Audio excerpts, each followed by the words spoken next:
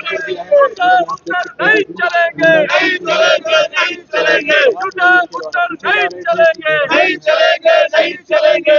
मुर्दाबाद, मुर्दाबाद, मुर्दाबाद, कैश फॉर वोट, मुर्दाबाद, मुर्दाबाद, मुर्दाबाद, कैश फॉर वोट, मुर्दाबाद, मुर्दाबाद। आज एक प्रश्न के सिलसिले में जब माननीय विधायक आशीष शर्मा जी ने देहरा के उपचुनाव के दौरान वहां सैकड़ों महिला मंडलों को पैसा देने की बात पर प्रश्न उठाया तो हमारे उप मुख्यमंत्री महोदय जी ने पहले तो जवाब ये दिया कि सूचना एकत्रित की जा रही है। तो आशीष शर्मा जी ने खड़े होकर के कहा कि मेरे पास सूचना है थोड़ी, लेकिन हम पूरी सूचना चाहते हैं, और जो सूचना इनके पास थी वो रिकॉर्ड पर है। इन्होंने जानकारी दी बहुत सारे महिला मंडल को 50,000 1 लाख रुपए उनके खाते में, जब मॉडल कोड ऑफ कंडक्ट वहां पर लगा हुआ था, उपचुनाव हो रहा था और उस उपचुनाव में मुख्यमंत्री जी की धर्मपत्नी चुनाव लड़ रही थी।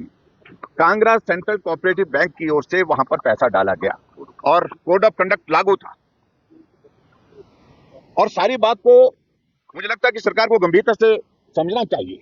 जब मॉडल कोड ऑफ कंडक्ट लागू है, उस दौरान कोई भी ट्रांजैक्शन बैंक से इस प्रकार से नहीं की जा सकती है, सिवाय सिर्फ जो स्थापित जो चली हुई योजना है उसके सिवाय।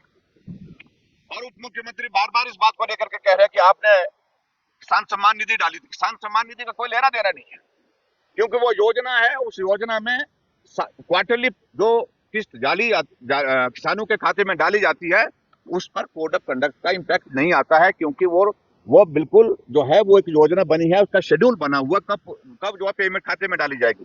लेकिन यहाँ हैरानी की बात है, सेम डे जिस दिन चुनाव हो रहा उस दिन भी पैसे डाले गए हैं महिला मंडल के खाते में। जानकारी मिली हमको कि महिला मंडल ने आग्रह भी नहीं किया किसी बात के लिए कि हमारे खाते में पैसा डालो, और ऐसा भी नहीं पाया गया है कि उन महिला मंडल को कोई विशेष किसी योजना के अंतर्गत या किसी विशेष कार्य के लिए वो पैसा डाला गया। सिर्फ वो पैसा अगर डाला गया, वो सिर्फ एक काम के लिए डाला गया, क्योंकि वहां पर उपचुनाव चल रहा था और उपचुनाव में कांग्रेस पार्टी के कैंडिडेट को इसका फायदा हो सके, उस दृष्टि से वो पैसा डाला गया। और मेरा ये मानना है, हमारा ये गंभीर आरोप है, चुनाव आचार संहिता का उल्लंघन हुआ है, और उल्लंघन होने के साथ साथ में चुनाव की प्रक्रिया प्रभावित हुई है और उसके कारण परिणाम भी प्रभावित हुआ है। ऐसी सूरत में जब हम बार बार इस बात के लिए प्रश्न का उत्तर मांगने की कोशिश कर रहे थे, उप मुख्यमंत्री सारी चीजों को दाएं बाएं करने की कोशिश कर रहे हैं।